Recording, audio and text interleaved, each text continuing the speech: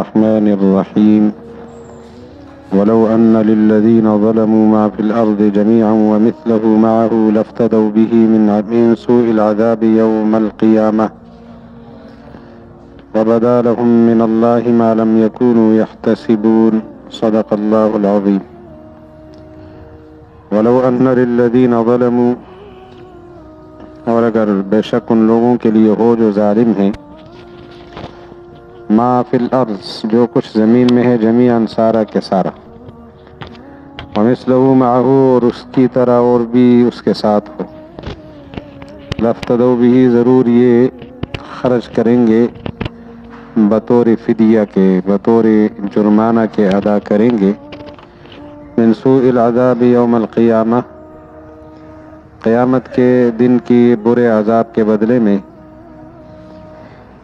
وبدا لهم من اللہ ما لم يكونوا يحتسبون، اور ان کے لیے ظاہر ہوگا اللہ کی طرف سے وہ کچھ جس کا ان کو گمان نہیں تھا۔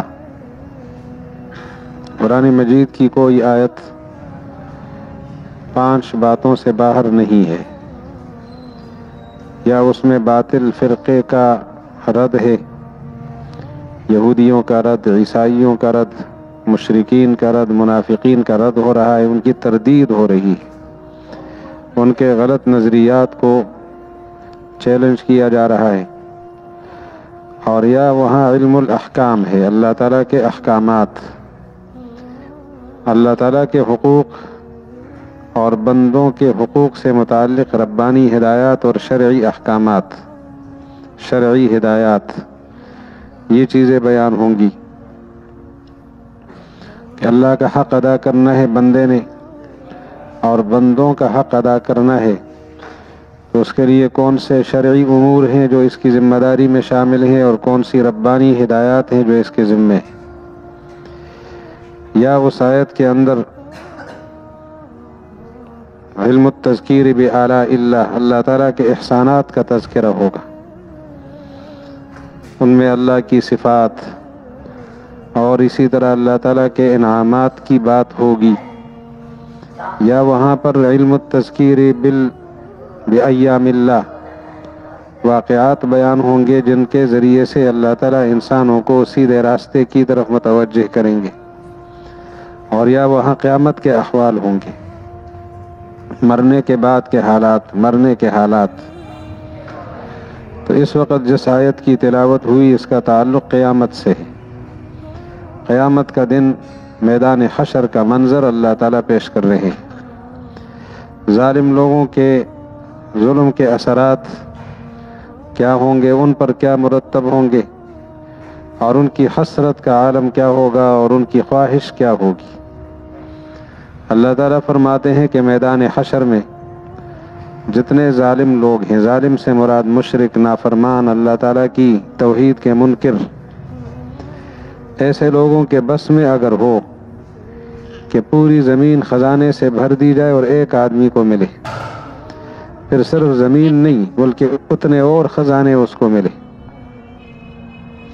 تو یہ لوگ اب ان تمام خزانوں کو لے کر خرچ کر دیں گے کہ ہم عذاب سے بچ جائیں، اپنے آپ کو عذاب سے بچانے کے لیے اتنا کچھ جو ان کو مل چکا ہے یہ خرچ کرنے کے لیے تیار ہوں گے کہ ہمارے اس عذاب کے بدلے میں یہ وصول کیا جائے، ہم بچ جائیں۔ لیکن اگر ایسا ہو بھی جائے تب بھی ان سے قبول نہیں ہوگا۔ 3 سپارے میں موجود ہے کہ پوری زمین سونے سے بھر دی جائے، اور پھر اس زمین کے برابر اور سونا بھی ایک شخص کو مل جائے، اور قیامت کے دن کے عذاب کے سامنے یہ شخص اس کو خرچ کرے، اللہ تعالیٰ کی راہ میں خرچ کرے، اللہ تعالیٰ کو ادا کرے کہ اللہ مجھے آپ نے سزا نہیں دینی، اتنا بڑا خزانہ مجھ سے لے لیں۔ اللہ تعالیٰ فرماتے ہیں ما تقبل منہم، یہ چیزیں ان سے ہرگز قبول نہیں ہوں گی، اولن تو یہ چیزیں کسی کو مل نہیں سکتی، اتنا خزانہ کس کو مل سکتا ہے، اور مل جائے تو پھر خرچ کرنے کا فائدہ بھی کچھ نہیں ہے۔ تو یہاں یہ بات بتائی کہ کل کے افسوس سے پہلے دنیا کے اندر ہمارے پاس وقت ہے، اس وقت سے ہم فائدہ اٹھائیں، اللہ جل شانہ کو راضی کرنے کے لیے ہمارے پاس یہاں بڑا وقت ہے اور بڑی گنجائش ہے۔ بڑے سے بڑے نافرمان لوگ ایک دفعہ توبہ کر لیں، اللہ جل جلالہ ان کے سارے گناہ معاف کر دیں گے اور ان کو اپنا دوست بنا دیں گے۔ یہاں جب تک انسان زندہ ہے اور موت کی غشی اس پر طاری نہیں ہوئی تو جتنا بڑا گناہ گار بھی ہے توبہ کرنے کے بعد اس کے سارے گناہ معاف ہو جاتے ہیں اور اللہ تعالیٰ اس توبہ کرنے پہ بڑا خوش ہوتے ہیں۔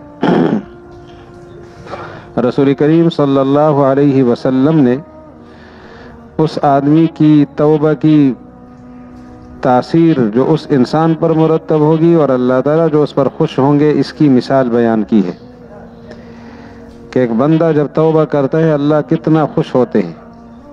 گناہ گار بندہ جب اللہ کی طرف رجوع کرتا ہے، اللہ تعالیٰ سے دوستی لگاتا ہے، اس پر اللہ تعالیٰ کتنا راضی ہوتے ہیں اور کتنی خوشی ظاہر فرماتے ہیں۔ اس پر واقعہ رسول اللہ علیہ السلام کا بیان فرمودہ کہ آپ مثال سے سمجھیں کہ ایک بندہ ہے اور اپنی سواری کے اوپر وہ سوار ہے، ضرورت کی کھانے پینے کی چیزیں بھی اسی سواری پر ہیں اور یہ صحرائی علاقے میں نکلا ہوا ہے جہاں کوئی پانی نہیں ہے، کوئی سایہ نہیں ہے، کوئی زندگی گزارنے کے آثار نہیں ہے، ضروریات زندگی کی کوئی چیز وہاں موجود نہیں ہے۔ ایسی صحرائی جگہ میں جو چل رہا ہے، راستے میں اسے تھکاوٹ محسوس ہوئی، اپنی سواری سے اترا اور آرام کرنے لگا۔ جب آنکھ کھلی دیکھا تو سواری موجود نہیں ہے۔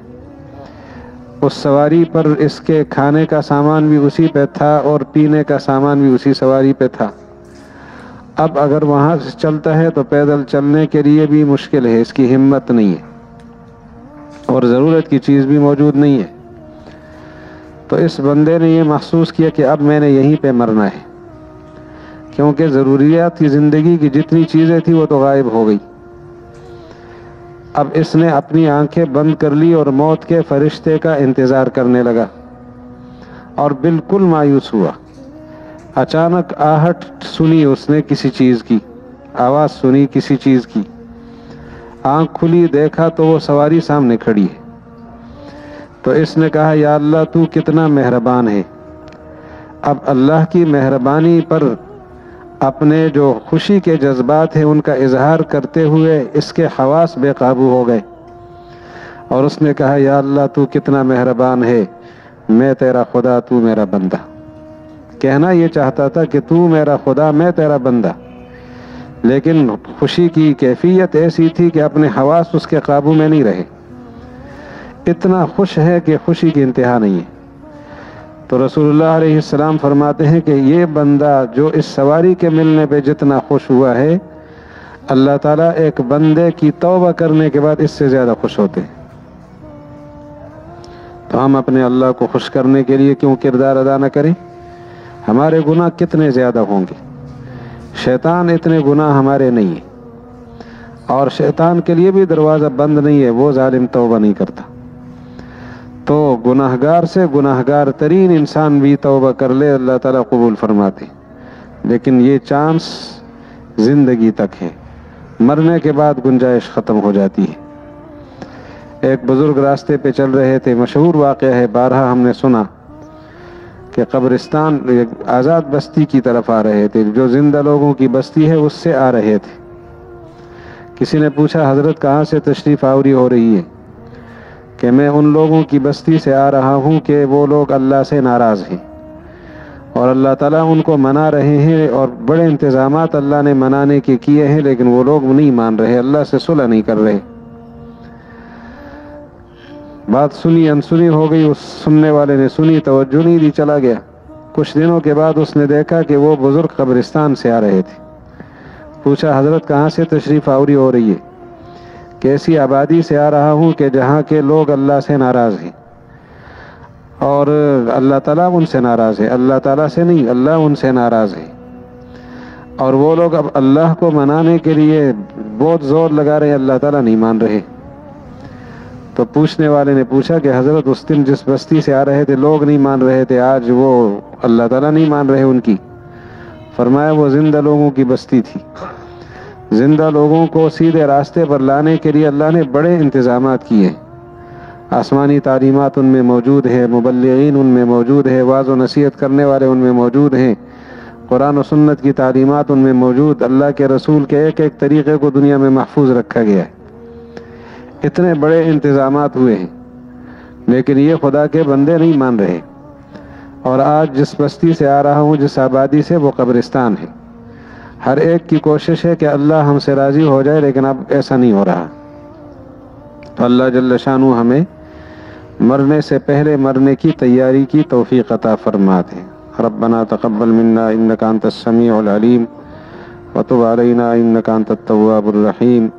اللہ تعالی ہمارے گناہوں کو معاف فرما دے، ہدایت والی زندگی نصیب فرما دے، گمراہیوں سے حفاظت عطا فرما دے.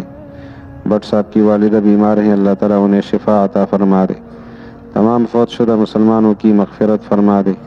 صلی اللہ علی النبی الکریم وآلہ وسلم.